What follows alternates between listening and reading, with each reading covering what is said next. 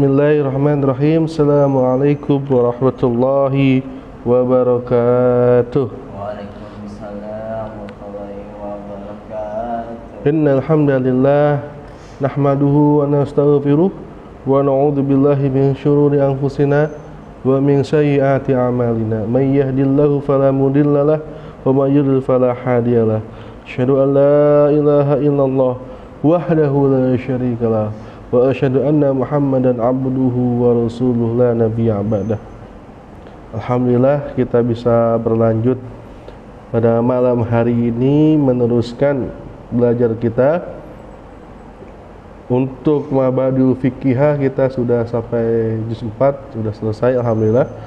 Kita lanjut ke kitab berikutnya yaitu kitab Fathul Qorib ya.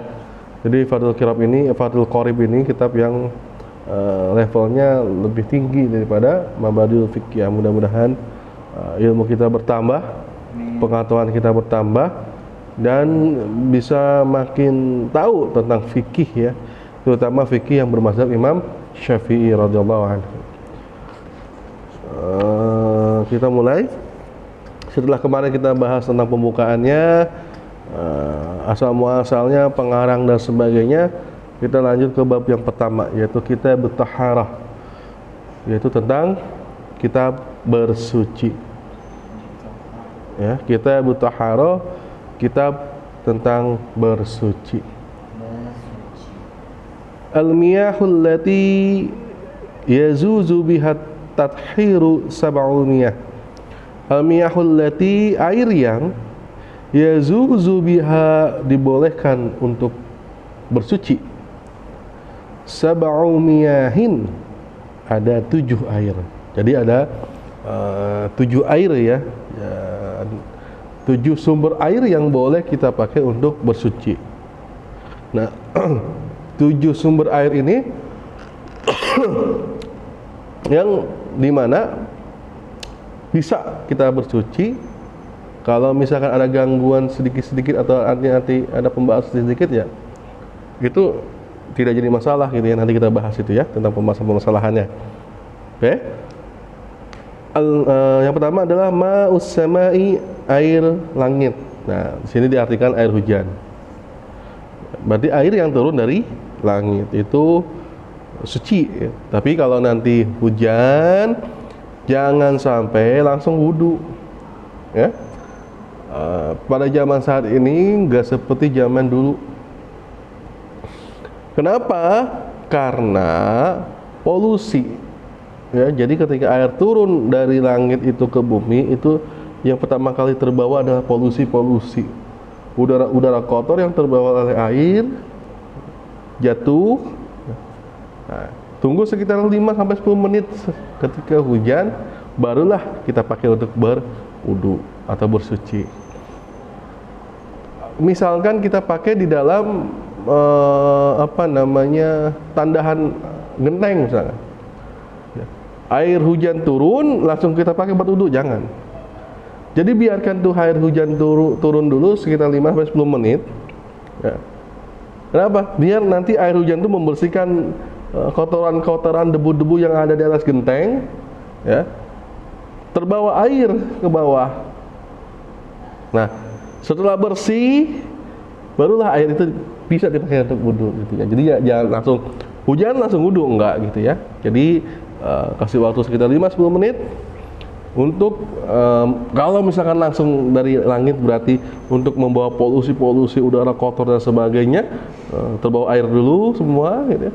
Kalau misalkan nanti di tandahan air dari genteng gitu ya, itu kita biarkan dulu hujannya untuk membersihkan genteng-genteng dari debu, kotoran dan sebagainya, baru 5-10 menit bisa kita pakai untuk berwudu gitu ya. Ya, soalnya zaman sekarang beda zaman dulu gitu ya. Kalau zaman dulu suasana masih asri gitu ya, masih bagus suasananya gitu ya. Polusinya nggak sebanyak sekarang gitu ya.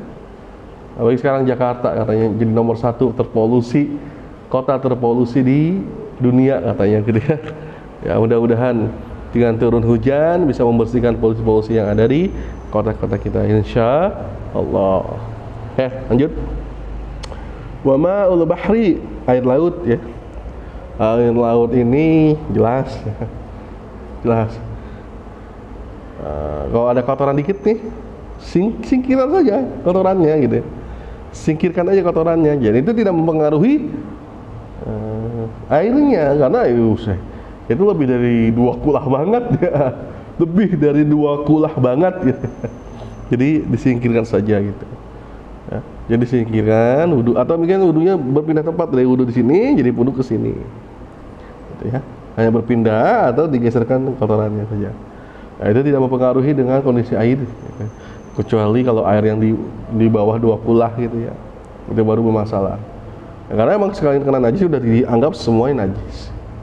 Air laut banyak gitu, sangat lebih dari 2 kulah gitu ya. Ya. Lalu ada kriteria khusus apa air laut yang seperti apa yang boleh untuk bersuci? Semua air laut itu boleh.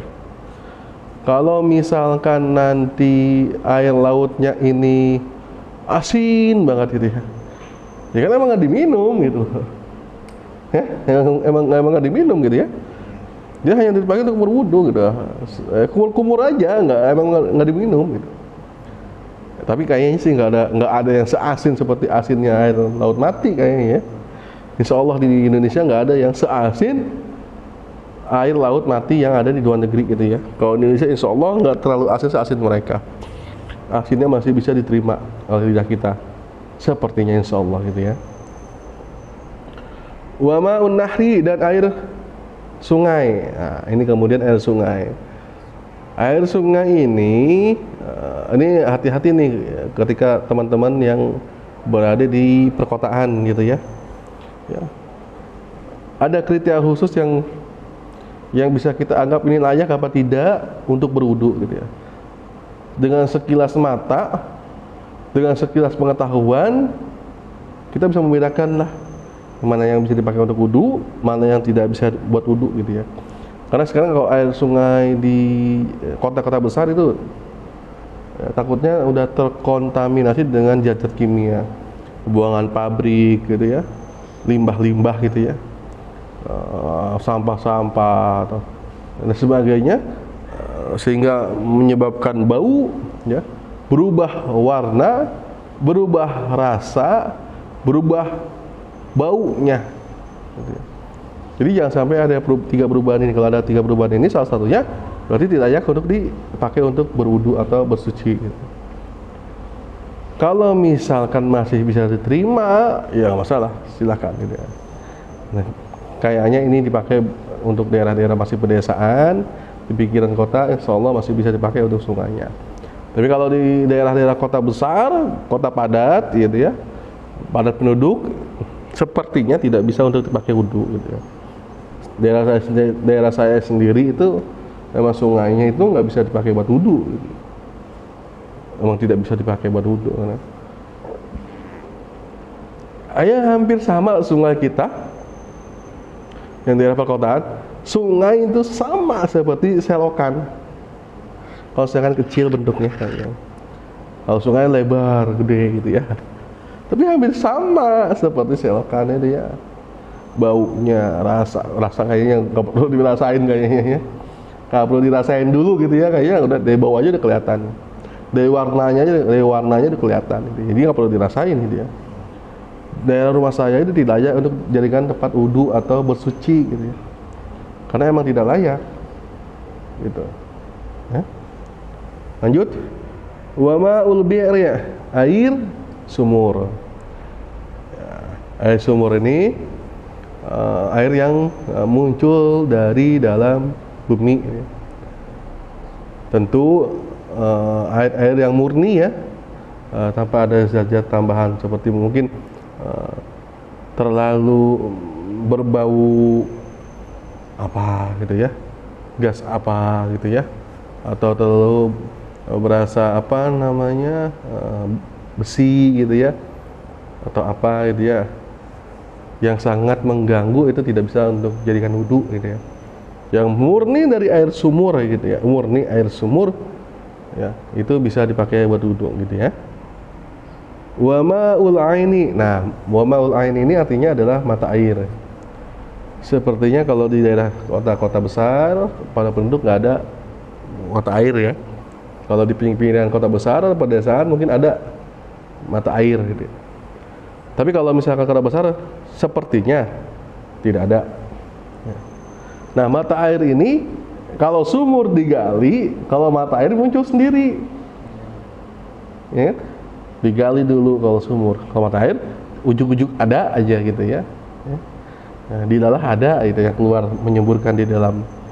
Nah, daerah sini mungkin yang dekat-dekat dengan daerah Kabupaten Bogor gitu ya, itu ada di daerah Sodong. Ya, mungkin daerah sini yang dekat daerah Sodong itu ada mata air yang dari dulu tuh nggak habis airnya, mengaliri rumah-rumah warga, mengaliri sawah-sawah warga, kehidupan warga dari situ. Itu sebelum PDAM masuk ya. Itu zaman dulu waktu saya masih SMA itu, wah itu heboh banget. Mata air yang benar-benar segar banget ya. Sampai sekarang masih terawat itu, bahkan menjadi tempat wisata. Ya, nanti mungkin teman-teman bisa share di Google Map gitu ya. Mata air Sodong gitu ya. Daerah Kelapa Nunggal Cilengsi gitu. Insya Allah itu layak untuk dijadikan tempat bersuci dan wudhu. Karena itu tuh mata airnya itu sebelahnya dijadikan kolam renang buat berenang gitu. Ya. Jernih banget. Dingin banget. Coba ya dari ke sana ya. Dingin banget. Kamu pernah ya? Dingin banget. Ya kalau di pegunungan wajar ya, Puncak, Lembang, terus Lembang, terus daerah Kawah Putih ya, itu wajar gitu ya. Sukabumi yang pegunungan itu wajar itu ya, banyak mata air gitu ya. Oke, lanjut. Wama salji dan air salju. Air salju ini nggak ada di Indonesia ya. Di negara-negara lain ada, tapi di Indonesia nggak ada. Air salju ini dalam bentuk masih berbentuk salju, beku ataupun sudah mencair. Dua-duanya bisa dipakai untuk berwudu. Tapi kalau dia kuat dingin, kalau nggak kuat dingin ya berarti ya nggak boleh, nggak bisa dipakai buat wudu. Yang masih beku ya seperti kayak tayamum ya, ditempel, setempel. Meskipun ya dingin banget, tapi kayaknya nggak mungkin keluar dari batangnya, dari bentuk masih batu-batu itu ya, salju. Airnya ya, harus jadi airnya dipakai buat wudu. Bisa gitu ya, tapi kalau orang kita kayaknya nggak kuat ya. Emang di kita juga nggak ada, kalau ada juga nggak bakalan kuat ya, saking dinginnya gitu ya.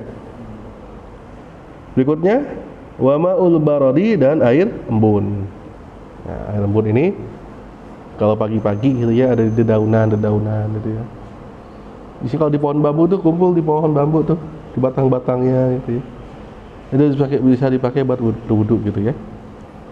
Oke. Lanjut. Sumal miyahu ala arba'ati aqsamin. Kemudian air dibagi menjadi 4 golongan. Air dibagi menjadi 4 golongan. Tahirun mutahhirun. Air suci yang mensucikan. Ghairu makruhin, yang tidak makruh memakainya. Jadi tidak masalah. Air yang mensucikan dan boleh untuk dipakainya, gitu maksudnya, seperti itu ya. Wa huwal ma'ul mutlaq, disebut juga di sini dengan air mutlak. Ya, air mutlak ya itu tadi yang air 7 air yang boleh dipakai buat wudu, bersuci itu air mutlak gitu ya. Tahirun mutahhirun ghairu makruhin, itu adalah air suci mensucikan yang tidak makruh untuk memakainya. Wa tahirun mutahhirun makruhun, dan air suci yang mensucikan tetapi makruh memakainya. Ya, makruh ya. Wa huwal ma'ul musammas. Wa huwal ma'ul musammas, yaitu air yang dipanaskan. Ya, nah di sini jangan sampai salah arti ya. Musammas itu adalah air yang panas bukan karena dimasak. Ya. Tapi airnya panas karena terjadi pemanasan oleh matahari. Itu ya. Jadi air yang panas karena dipanaskan oleh matahari, bukan yang dipanaskan oleh kompor. Ya, oleh kompor dipanaskan itu tidak ya. Jadi dipanaskan oleh sinar matahari. Ya. Kalau air panas dipanaskan oleh kompor, itu buat nyeduh kopi, buat nyeduh teh, buat nyeduh susu gitu. Ya buat apa juga air dipanaskan buat wudu gitu. Iya. Air yang banyak, tapi panas airnya karena emang triknya matahari sangat trik gitu ya, sehingga mengakibatkan air itu panas. Dan itu makruh untuk dipakai ya. Ya. Wa tahirun ghairu mutahhirin. Air yang suci tetapi tidak mensucikan. Wa huwal ma'ul musta'mal, yaitu air yang sudah terpakai. Terpakai apa? Terpakai untuk mensucikan. Dipakai untuk menghilangkan najis, gitu ya. Nah, ini air musta'mal, air yang suci tetapi tidak mensucikan. Ada lagi ya?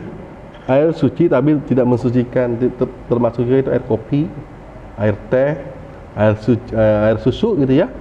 Itu suci tapi tidak mensucikan. Nah, air kelapa gitu ya, itu suci tapi tidak mensucikan. Karena apa? Karena emang berubah warnanya, berubah rasanya, berubah baunya. Ya. Halal, makanya di sini sebutkan tohirun, suci tapi tidak mensucikan, tidak bisa dipakai untuk berwudu atau bersuci. Wal mutaghayyiru bima khalatahu. Ini yang keempat ya. Wal mutaghayyiru, dan air yang berubah bima khalatahu, dengan apa yang mencampurinya, minat tohirat, dari hal yang suci. Ya, berubah apa? Baunya, rasanya, dan warnanya. Nah ini mungkin ini ya, ini yang maksudnya saya kopi, susu, teh ini ya, keempat berarti ya. Wa mutaghayyiru bima khalatahu minat tahirat. Nah ini maksudnya yang berubah tapi masih tidak boleh untuk bersuci. Suci tapi tidak boleh untuk bersuci. Wa ma'un najisun. Nah, kalau air najis sudah pasti itu nggak boleh ya, tidak boleh bersuci, tidak suci dan tidak mensucikan. Wa huwa alladhi halat fihi, yaitu yang terkena padanya najasatun, oleh najis. Jadi yang sudah tercampur oleh najis. Air najis adalah air yang tadinya suci tapi tercampur oleh najis. Misalkan kena kotoran hewan, terus kena najis-najis yang lain gitu ya, itu berarti airnya tidak suci lagi, air najis karena sudah tercampur dengan najis. Wa huwa duna kullataini, dengan tanpa dua kulah. Artinya kalau dua kulah maka tidak masalah, tapi yang jadi masalah adalah terkena najis yang di bawah dua kulah. Kalau masih di atas udah lebih dari 2 kulah itu tidak masalah, tinggal singkirkan aja najisnya, insya Allah bisa untuk bersuci atau berwudu ya. Aukana kullatani fataghayyara, maka berubah juga itu ya, jadi maksudnya seperti itu. Wa kullatani khamsumi'ati ritlin, ya, 2 kulah itu sekitar 500 ritrin Baghdadi, ya, ukuran orang Baghdad. Takriban fil asoh, ya, itu lebih mendekati benarnya,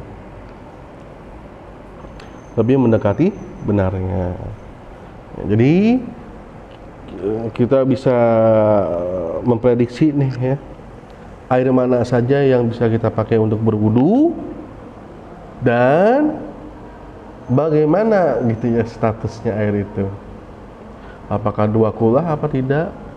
Ya, jadi ketika wudhu nggak sembarangan wudhu aja udah, jadi ya, ada syarat-syarat kondisi airnya yang kita pakai untuk berwudhu atau untuk bersuci yang lainnya, gitu ya.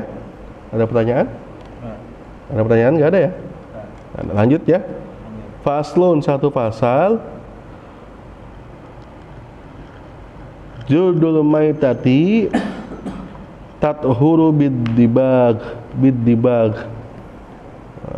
Kulit mayit atau kulit bangke tathuru disucikan bid-dibagi dengan disamak.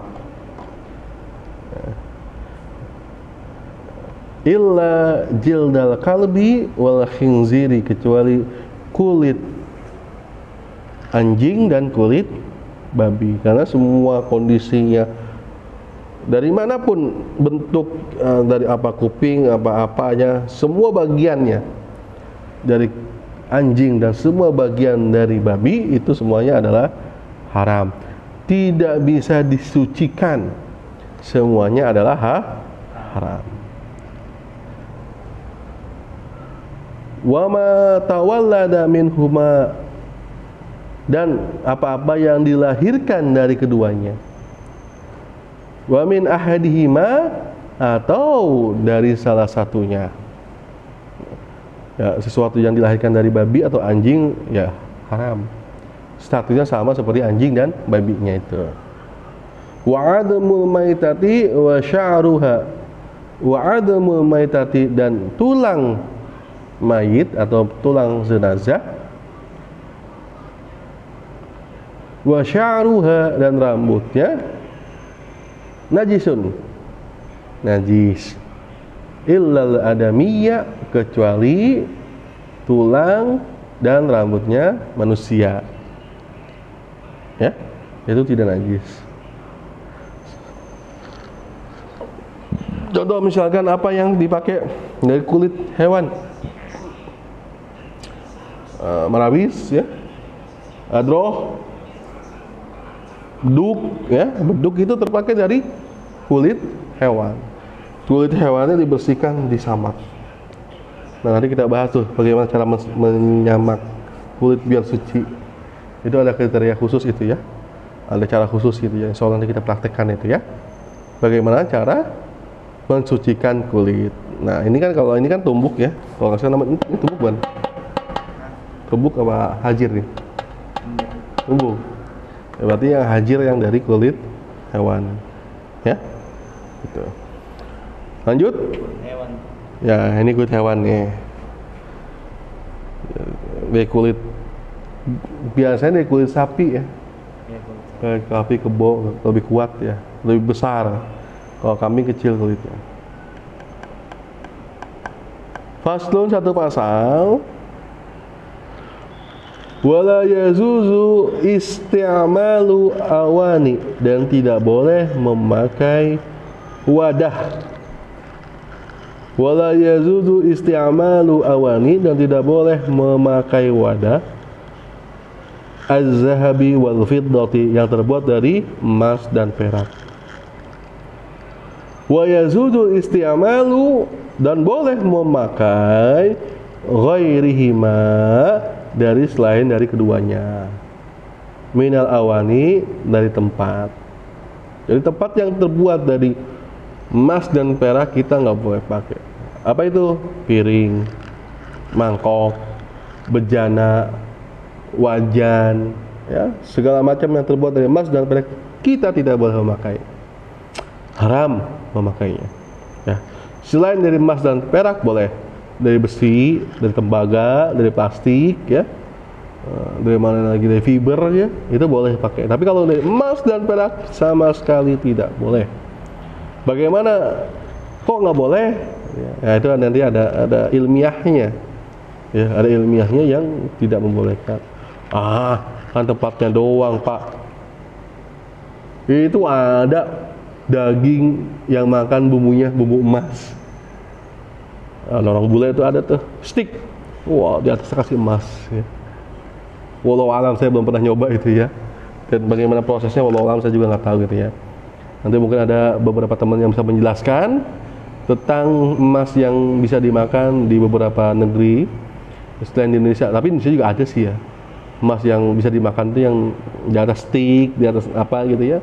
Wallahu alam, saya nggak bisa menentukan bagaimana hukumnya karena saya wallahu alam tidak tahu bagaimana jenisnya, bagaimana pembuatannya, wallahu alam. Tapi tahu saya sesuatu yang terbuat dari emas, ya, sesuatu yang terbuat dari emas, tempatnya saja tidak boleh, apalagi memakannya. Tempatnya aja nggak boleh, dijadiin tempatnya saja nggak boleh, apalagi dimakannya. Itu pandangan saya, gitu ya. Wallahu a'lam, mudah-mudahan saya benar. Kalau ada yang salah nanti dikoreksi ya. Faslun, satu pasal, wasiwaku mustahabun. Siwak itu disukai. Fi kulli halin, pada setiap keadaan, pada setiap waktu. Illa ba'da zawali lisyami, kecuali setelah terbitnya matahari untuk yang berpuasa. Ya, yang berpuasa itu nggak boleh. Bersiwak nggak boleh. Ya. Nah itu nggak boleh. Kecuali yang berpuasa. Selain yang berpuasa, mau buat apa, kapan, bagaimana, itu boleh-boleh aja. Itu dicintai ya. Wa huwa fi thalathi mawadi'a, itu pada 3 tempat atau 3 waktu yang syaddul istihbaban, yang lebih dicintai. Jadi ada 3 waktu, 3 tempat yang paling dicintai ketika kita memakai dengan siwak. Yang pertama, inda taghayyuril fahmi min azmin, inda ketika taghayyuri, berubahnya, al-fami, yaitu mulut, minal azmi, dari diam. Nah, diam ini yang dimaksud, ada 2 pendapat menurut ulama gitu ya. Yang pertama adalah diam dari setelah ngomong. Jadi dia diam, nggak ngomong sama sekali beberapa saat, diam. Nah, ketika dia mau ngomong, bersiwak dulu baru dia ngomong. Nah, diamnya ketika dia nggak ngomong apapun, dia pas mau ngomong, siwak dulu baru ngomong. Itu adalah waktu yang paling dicintai bersiwak. Ada juga ulama yang berpendapat diam dari makan. Jadi dia tuh nggak makan apapun, misalkan 3 jam dia nggak makan apapun, tinggal 3 jam, nggak ngemil, nggak apa, 3 jam itu. Ya, ketika dia mau berucap atau mau makan, bersiwak dulu. Gitu. Ya, nggak makan, pas mau makan atau pas mau ngobrol, ya bersiwak dulu gitu ya. Itu paling dicintai. Nah, diamnya ini ada 2 pendapat tadi saya bilang ya. Yang pertama diam karena emang tidak ngomong, yang kedua adalah diam karena tidak makan.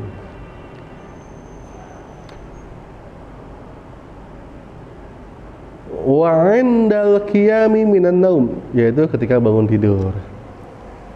Ketika bangun tidur bersiwak. Itu adalah waktu yang paling dicintai. Kalau kita orang Indonesia kebiasaannya ketika bangun tidur adalah sikat gigi ya. Bangun tidur masih matanya masih sayu-sayu gitu ya. Bersiwak dulu baru bangun, sikat gigi. Itu adalah waktu yang paling dicintai, waktu tempat yang paling dicintai untuk bersiwak. Selanjutnya, wa 'indal qiyami ila shalah. Nah, ketika berdiri, ketika qomat, berdiri hendak melaksanakan salat, bersiwak dulu. Itu adalah waktu dan tempat yang paling dicintai ketika kita bersiwak. Sangat dianjurkan. Tapi tidak memberatkan umatnya ya. Seandainya Nabi mengatakan atau bersabda bersiwak wajib sebelum sholat, kayaknya itu terlalu memberatkan, makanya tidak diwajibkan. Tapi sebenarnya nggak berat amat ya. Mau sholat gitu ya, ambil siwak, Allah, kayaknya tidak memberatkan sekali ya. Tapi Nabi sangat ingin tidak memberatkan, makanya hukumnya itu bukan wajib, tapi asyaddu istihbaban, sangat dicintai melakukan itu. Gitu ya, itu beda. Gimana sampai sini, ada pertanyaan? Kita sudah membahas tentang pembagian air, jenis-jenis air. Tentang wajan atau tempat untuk emas dan perak bagaimana? Tentang bersiwak. Ada pertanyaan lagi? Ada, Oh, sama ini tadi kulit ya. Sama. Nah. bersiwak itu kagak harus kita di puasa kan? Kagak harus puasa atau sholat kalau lagi ngaji gitu. Kalau lagi ngaji bersiwak bagus. Nah, Mau sholat apalagi itu sangat bagus. ya, Tapi kalau berpuasa enggak. enggak. Enggak. Ya. Jatuhnya makruh ya, sama seperti sikat gigi jatuhnya makruh. Ya. Sangat makruh ketika dari pagi sampai dari habis zuhur sampai maghrib itu sangat makruh. Sangat makruh. Kalau udah habis zuhur sampai maghrib sampai berbuka itu tidak boleh sikat gigi. Seharusnya sangat makruh. Ya, sangat makruh. Ya, tenang aja, jangan takut bau mulut karena baunya orang berpuasa adalah seperti baunya kasturi gitu ya. Minyak wangi kasturi gitu ya. Kalau misalkan puasa makruh ya. Sama statusnya hukumnya seperti bersikat gigi. Sangat makruhnya ketika setelah zuhur dan sampai menjelang berbuka puasa. Oke, ada lagi pertanyaan? Nggak ada? Kalau nggak ada kita akhiri. Mudah-mudahan yang kita pelajari hari ini bermanfaat, ilmu yang masuk ke dalam otak dan hati kita, dan juga bisa menjadi wawasan yang selalu diingat, gitu ya. Mari kita akhiri. Subhanakallahumma wa bihamdika asyhadu an la ilaha illa anta astaghfiruka wa atubu ilaik. Wallahu a'lam bishawab. Assalamualaikum warahmatullahi wabarakatuh.